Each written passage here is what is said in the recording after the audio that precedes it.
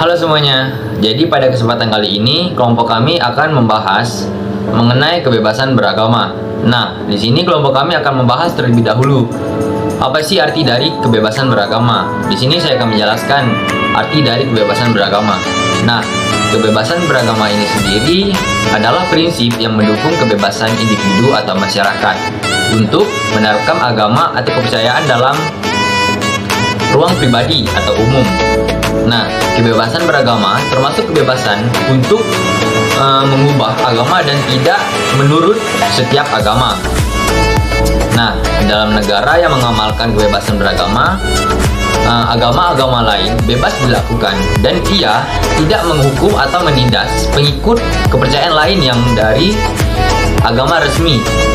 Nah, pasal 18 ini menyatakan dalam Kovenant Internasional PBB tentang hak-hak sipil dan politik yang menyatakan kebijakan yang menafikan kebebasan seseorang untuk mengamalkan agamanya adalah satu kezaliman spiritual. Nah, kebebasan beragama ini sendiri merupakan satu konsep hukum yang terkait tetapi tidak serupa dengan toleransi agama, pemisahan antara agama dan negara atau negara sekuler.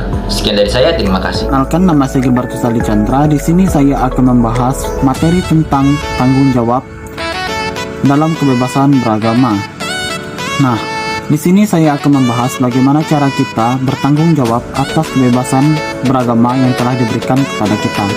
Di Indonesia sendiri, kebebasan beragama telah dijamin oleh pemerintah atau negara dalam UUD 1945 pasal 29 yang berbunyi kemerdekaan dari setiap penduduk Indonesia untuk memeluk agama masing-masing dan untuk beribadah menurut agamanya dan kepercayaannya.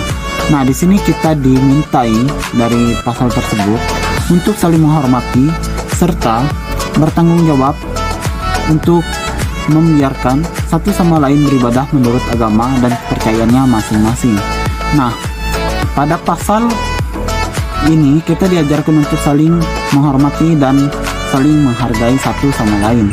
Di hukum internasional sendiri, kebebasan dalam beragama diatur PBB pada pasal 18 tahun 1948 di mana yang berbunyi setiap orang berhak atas kebebasan pikiran dan hati nurani serta agama. Nah, di sini kita dapat menyimpulkan bahwa tanggung jawab atas kebebasan beragama itu bukan lagi merupakan tanggung jawab perseorangan, namun juga tanggung jawab kita sebagai umat manusia, bukan lagi hanya sekedar di umat beragama, namun semua makhluk hidup yang ada di dunia ini atau umat manusia. Jadi tanggung jawab kebebasan dalam beragama sudah menjadi tanggung jawab kita semua maupun dunia dan negara. Sekian dari saya, terima kasih. Pendapat tentang kebebasan beragama di Indonesia. Menurut Hendardi, kebebasan beragama termasuk kebebasan dasar atau fundamental. Alasannya adalah karena kebebasan beragama adalah hak alamiah yang bersifat kodrati, secara turun-temurun melalui keluarga dan kerabatnya. Manusia memeluk suatu kepercayaan yang bisa disebut agama.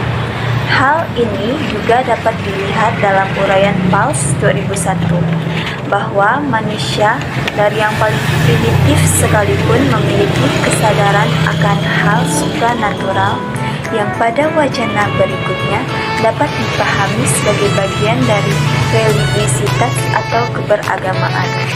Hendardi memahami kebebasan karena merupakan hak bagi manusia. Kebebasan beragama dikatakan sangat amat pribadi.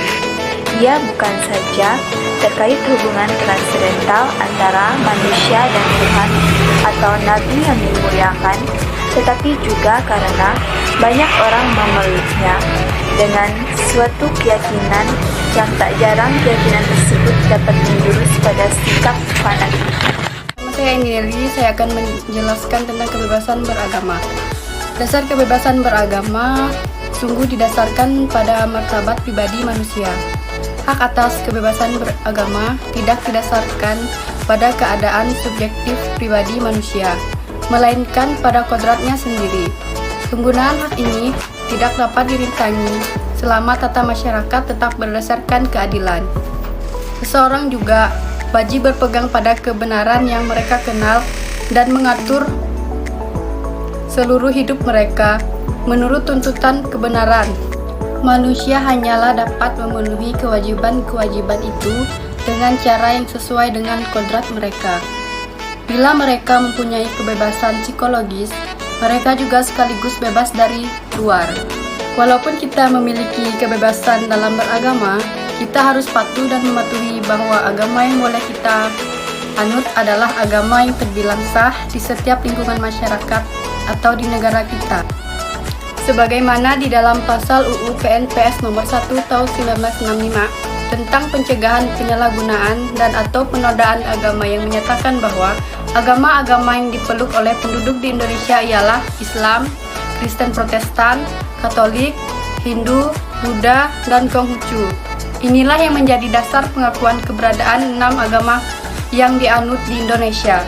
Sedangkan di luar agama tersebut dianggap bukanlah agama resmi yang diakui oleh negara di Indonesia. Sekian presentasi dari kelompok kami, saya ucapkan terima kasih.